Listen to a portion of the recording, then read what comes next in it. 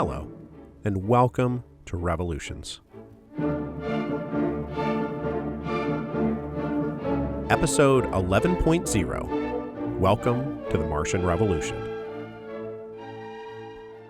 250 years after the event, the Martian Revolution remains one of the most formative events in human history. This is not a novel observation. Contemporaries quickly realized the momentousness of it all as it was happening. Historians have only amplified the conclusion that the Martian Revolution was a big deal. A really big deal. Every political, social, and economic trend in interplanetary history runs through that chaotic decade. Its results and outcomes and legacies form the basis of modern human civilization. Everywhere you look throughout the solar system, the legacy of the Martian Revolution lives on. Now, I acknowledge that there has not exactly been a surfeit of writing about the Martian Revolution. Over the past 2.5 centuries, I don't think a single year has gone by where something hasn't come out about it. Macro histories, micro histories, biographies, screen vids, EPUBs, music, immersives, whatever. The Martian Revolution is endlessly fascinating and has endlessly fascinated us. It certainly has endlessly fascinated me, which is why I'm here to walk you through it point by point, day by day, year by year. From the death of Vernon Bird all the way through to, well, you know how it ends, obviously. What I want to present here is a detailed overview of what happened and why. Who were the most important people and why?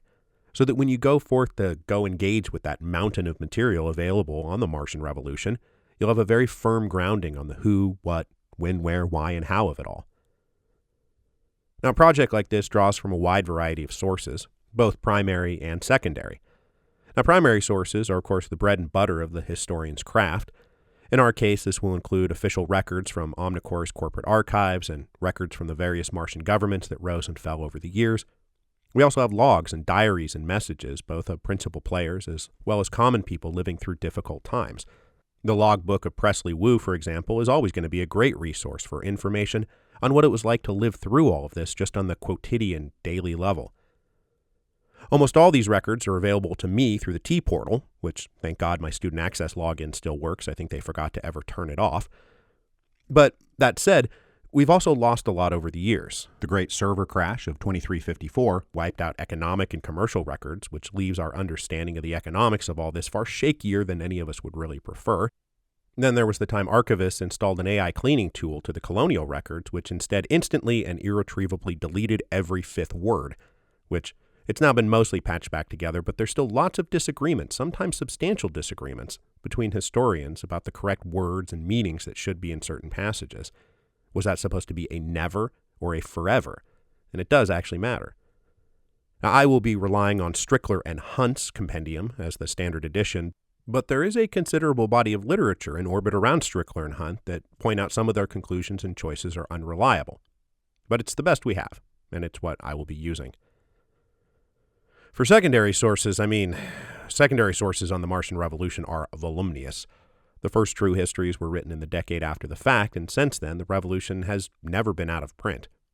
These early histories are both beneficial in that they have access to materials that we've now lost, but we also now have material that wasn't available to those first generations of historians, particularly the Werner deposit, which ended an early historiographic debate about the culpability of Timothy Werner in the Bloody Sunrise Massacre.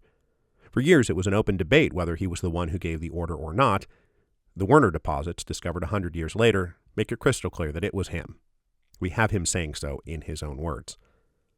Now, obviously, I can't read everything that's ever been written about the Martian Revolution, but I have read broadly over the secondary literature, starting with classic surveys like Anya Brownstone's Red, White, and Blue, which masterfully interweaves events on Mars, Luna, and Earth.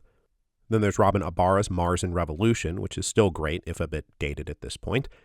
And I also must mention Jabari Conrad's History of Mars, which is technically about more than just the revolution, but it gives great context for both before and after the event, as well as covering the revolution itself in fine detail. I've also read just a metric ton of biographies and monographs about specific people and topics. Timothy Werner, Mabel Dorr, Alexandra Clare, Marcus Leopold, Booth Gonzalez, the Mons faction, the Martian Navy, the Elysian Commune. I've tried to read at least something about everything. Now, some historians emphasize the economic fundamentals, others elite decision-making, others social forces, others just accidents and individual agency. Some say events on Mars were simply peripheral to what was going on Earth.